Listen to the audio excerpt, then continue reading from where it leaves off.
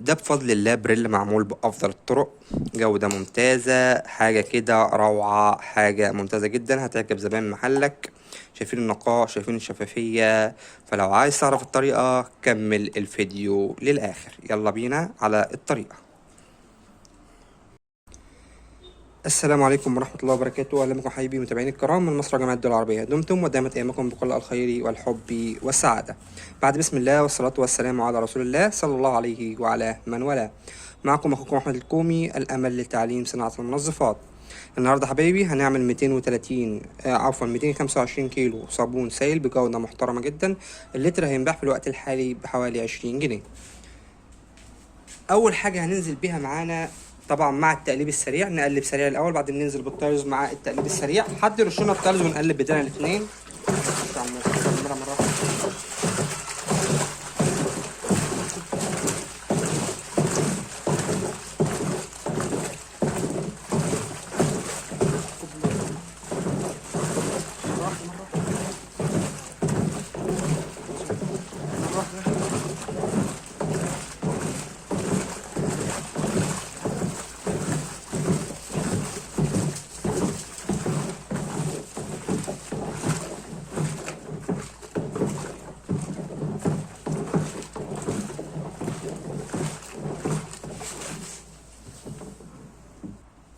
وبعد حبايبي ما التايلز ده معايا بكل سهوله هننزل وراه ب 3 كيلو 960 جرام من الصودا السائله. طبعا ما فيش صودا سائله هنستخدم نصهم فقط من القشور، ده في حاله لو ما فيش صودا سائله هنستخدم نصهم قشور. بعد ما نزلنا بالصودا طبعا نقلبها كويس جدا.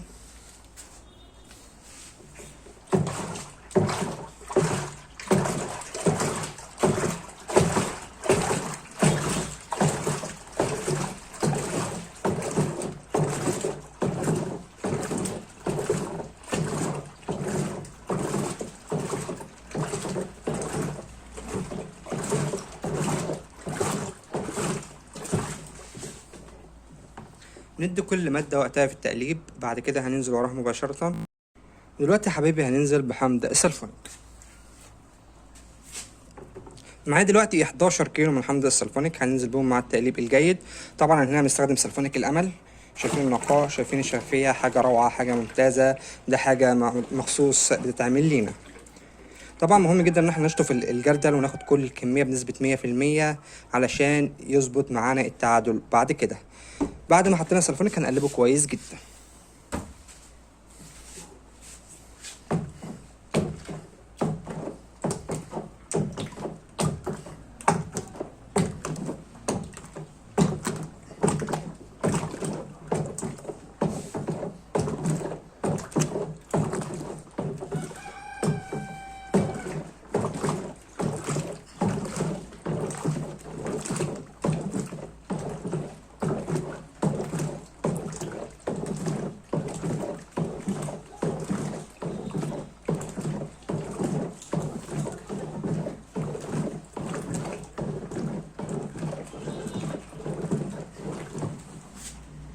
وبكده السلفونيك ده معانا بكل سهولة. نصبر على السلفونيك شوية، لأن احنا لو ظبطنا البيتش على طول درجة الحرارة سخنة ممكن نكمل منتجنا عادي ونصبر بعدها بكام ساعة، أو نقيس البيتش في الآخر عادي برضه.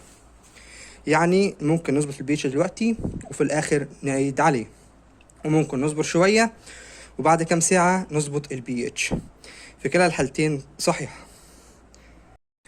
وبعد حبايبي ما قلبنا السلفونيك كويس جدا وسبناه لأكتر من ساعتين 3 لحد ما المنتج السخونة بتاعته بردت. دلوقتي نيجي لأهم نقطة وهي ضبط البي اتش. هناخد ورقة بي اتش بالمنظر ده دفتر البي اتش.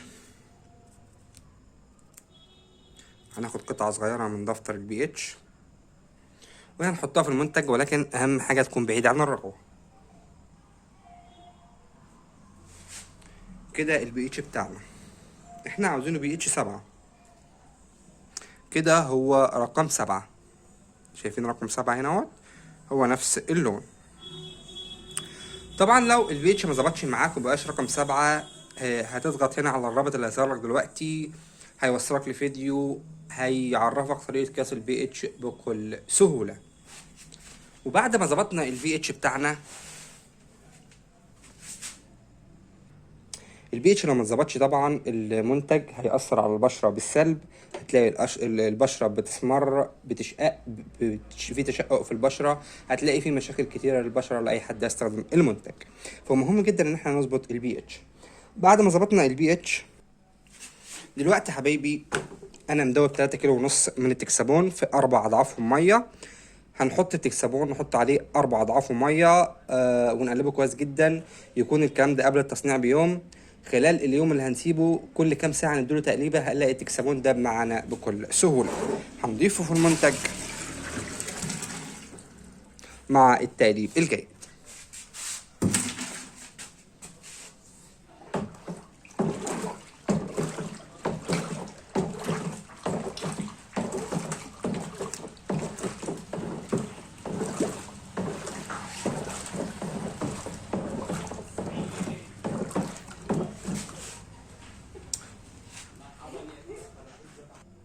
وبعد ما داب معانا تكسبون بكل سهوله، دلوقتي هضيف كيلو من البيبي فور.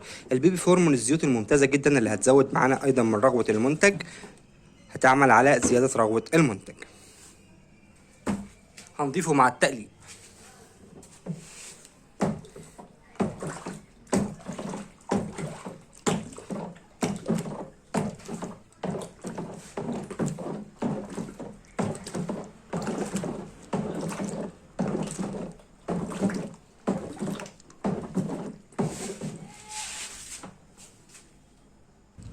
ودلوقتي حبايبي انا مدوب الملح بتاعي في 4 اضعافه ميه. بحط الملح، بضيف عليه 4 اضعاف كميه الملح ميه، بقلبه كويس جدا لحد ما يدوب تماما. لو في حاجه لسه مرصبه من الملح في قاع الجردل، برجع ادوبها بميه تاني. دي نقطه مهمه جدا. ومهم جدا اول ما انزل بالملح اقلب على طول سريع جدا، لانه ممكن يعمل معاك كتل بيضه في المنتج وبتدوب بصعوبه جدا.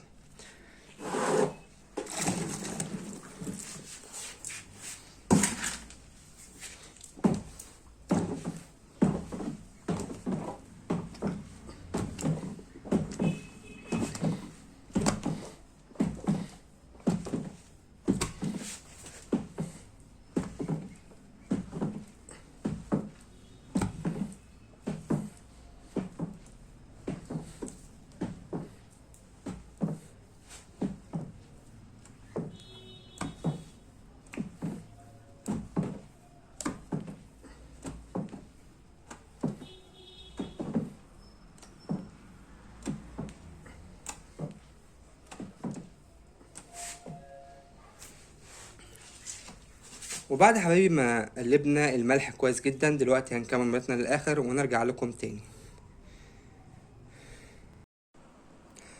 وبعد حبايبي ما كملنا ميتنا للاخر والمنتج هدا شويه، دلوقتي هحط اللون بتاعي. انا عشان اعمل عفوا لون بريل، عشان نعمل لون بريل بنحط 20 جرام من اللون الاصفر عليهم 35 جرام من اللون الازرق، هيطلع لي درجه بريل ممتازه جدا باذن الله. وطبعا نقلب اللون كويس جدا.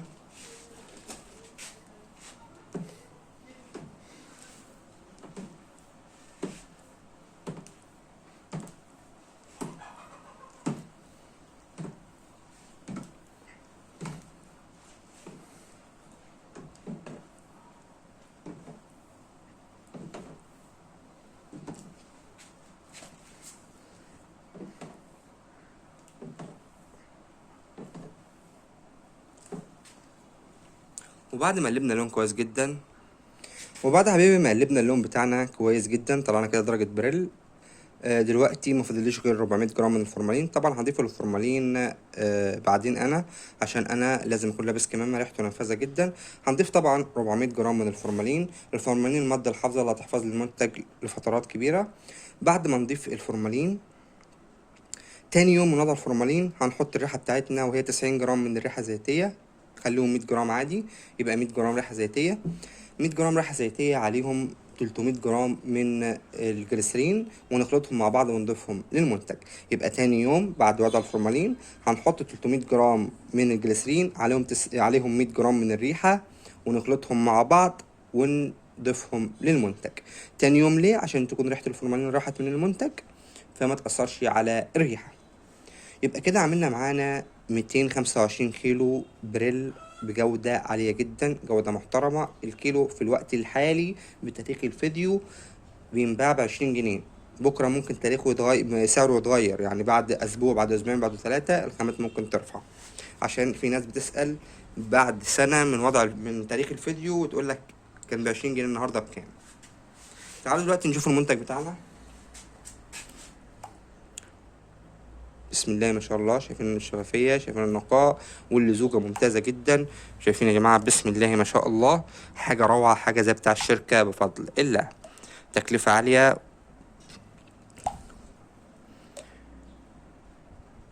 بسم الله ما شاء الله، شايفين يا جماعة المنتج وشفافيته ونقائه ولمعانه. ده منتج بفضل الله جودته عالية جدا. طبعا في النهاية لو عجبك الفيديو اعمل اعجاب بالفيديو واشترك بالقناة وفعل الجرس حتى يصلك كل ما هو جديد من اخوكم احمد الكومي، الامل لتعليم صناعة المنظفات. واهم حاجة دعوة حلوة من القلب، لان احنا بنعمل ده كله عشان صلاح دعكم، فما تنسوناش من صلاح دعكم والدعاء لوالدي بالرحمة والمغفرة. شكرا لحسن المتابعة، والسلام عليكم ورحمة الله وبركاته.